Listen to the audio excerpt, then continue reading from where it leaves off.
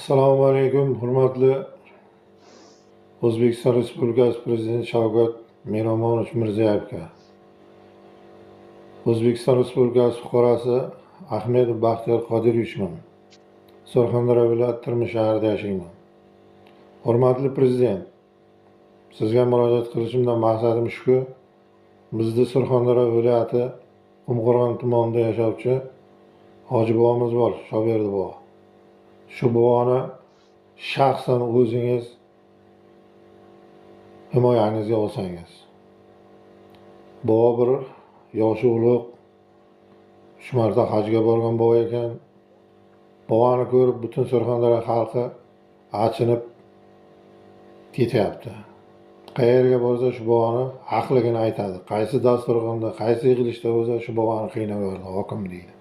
Biz Surxondaryo viloyat hokimi, Qumqo'rg'on tuman hokimlari, Surxondaryo viloyat prokurorlari, tergovchi militsiyalari, sizlardan ham iltimos, agar ko'rib turgan bo'lsalaringiz,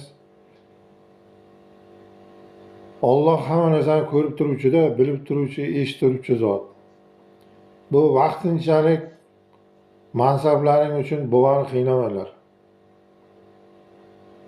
Bobodan iloji bo'lsa kechirim so'ranglar. Bir qari chol, shu kishini duosini o'ylar. Necha yil davlatga ishlagan. U boboni bitta aybi nohaqlikqa chidolmaydi. Haqiqatni aytadi. Men bir prokurorni bilaman. Hozir olamdan o'tib ketdi, joylari jannatda bo'lsin, Jo'ra Azimov der edi. Agar jinoyatga der edi 5% jinoyati bo'lsa, u jinoyatchi bo'ladi dedi.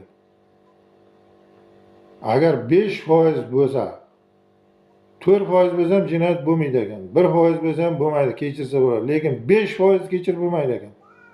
Sizlar nima qilyapsizlar? Viloyat hokimi, rayon hokimi, prokuror nima qilyapsizlar sizlar? Ko'rib, bilib turib aniqlangan narsani bobo dokazat qilib beraman deyapti. Nima uchun sizlar haqiqatni tan olishni xohlamaysizlar? Agar bobo aybdor bo'lsa, boboni aybli deinglar. Aybsiz bo'lsa, ayb deb kechirimini so'raylar bobodan. Uyat bo'ladi.